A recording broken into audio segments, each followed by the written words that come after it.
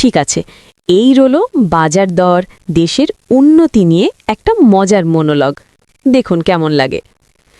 দেশে নাকি নবম পে স্কেল আসতেছে, শুনেই লাউয়ের মাথা ঘুরে গেল। কারণ লাউ এখন 200 টাকা।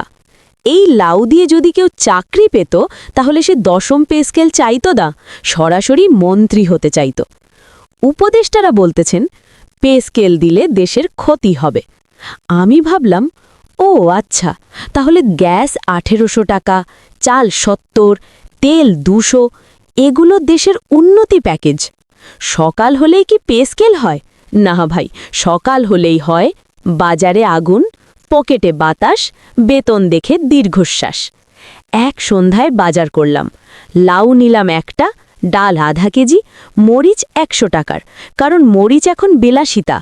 মোট বিল দেখে দোকানদার বলল, ভাই কিস্তিতে দেব? গ্যাস সিলিন্ডার 1800 টাকা। আগে রান্না হতো ভাত তরকারি, এখন রান্না হয় হিসাব, টেনশন, পরের মাসের কল্পনা। উপদেষ্টারা আবার খুব চিন্তিত। তারা বলছেন নবম পে স্কেল দিলে দেশের বাজেট নষ্ট হয়ে যাবে। কিন্তু আশ্চর্য, কোটি টাকার গাড়ি, কোটি টাকার তেল, বিদেশ সফর, পার্টি, 5 তারকা খাবার, এগুলোতে দেশের কোনো ক্ষতি হয় না।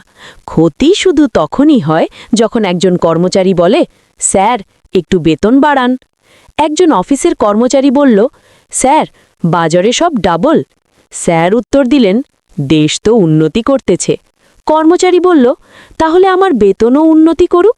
স্যার বললেন, এইটা দেশবিরোধী কথা। দেশে এখন নতুন হিসাব।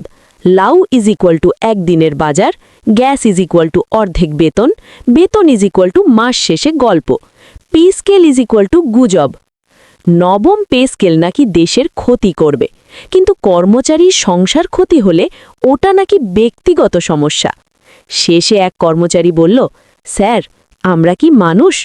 উপদেষ্টা উত্তর দিলেন, অবশ্যই, কিন্তু বাজেটের ভেতরে থাকেন।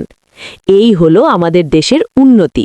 উন্নতি অপরের দিকে, আর নিচের মানুষ শুধু উন্নতির গল্প শুনে লাউ কেনে।